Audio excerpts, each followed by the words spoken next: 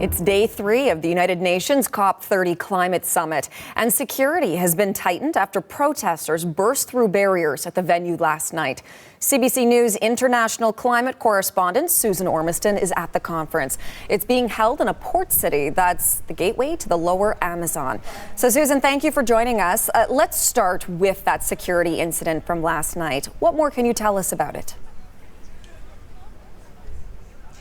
Well, I'd like to tell you what's changed this morning. This is the entrance to COP30, and there is a row over there of federal police vehicles.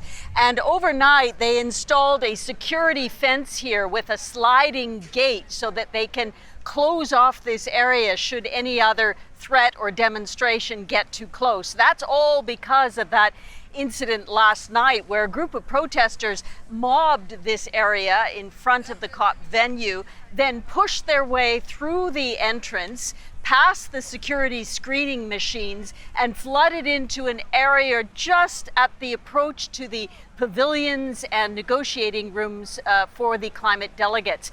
It was a struggle for security staff to keep them back. You can see them pushing against the crowd, trying to move them back outside, which they eventually did. 2 security guards were injured, and it was a dramatic and a tense moment in there last night. We were in another part of the building about 7:30. Clearly, some changes have been made here, but the scene this morning is pretty routine as far as these negotiations carrying on here at COP30. One of the protesters last night outside, one of the Indigenous peoples, had a little bit to say about what they were protesting against. Nós não comemos dinheiro, nós queremos o nosso território livre do agronegócio, da exploração de petróleo, da exploração de minério, da exploração de madeireiros.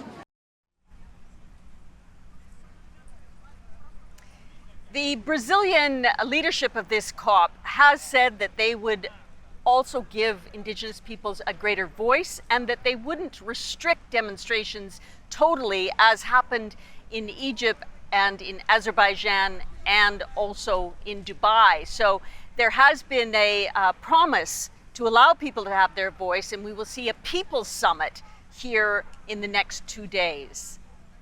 And Susan, as we look forward to that, of course, there's also been a key report released today from the International Energy Agency. What can you tell us about its world energy outlook?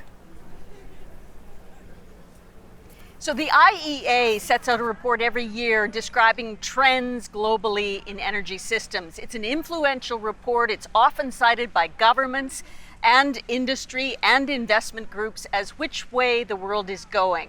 This year, it has been a bit controversial. 2 things jump out. One is that in every scenario posted by the IEA, renewable energy is the fastest growing energy source.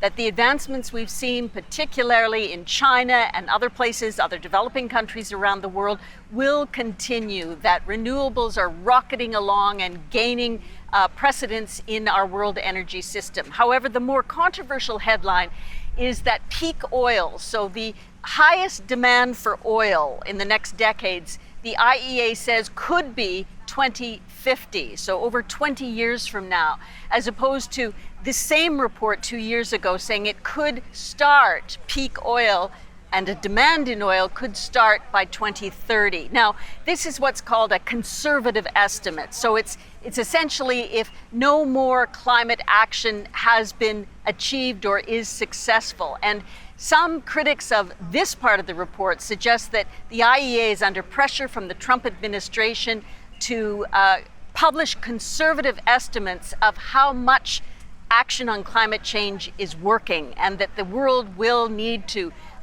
use more oil for a longer period of time, thus justifying more exploration and more production of fossil fuels. In another scenario, it suggests that if climate action by all governments is enhanced, then of course that demand for peak oil will come back in time to somewhere between the next 2 decades. But it's a battle for the headlines, really. What people will remember for this IE report, and it is a complicated analysis. Okay, well, Susan, we're glad that we have you, of course, to try to help us make a little bit of sense of it. Thank you so much for all of this. We do appreciate it. CBC News international climate correspondent Susan Ormiston at the COP30 conference in Brazil.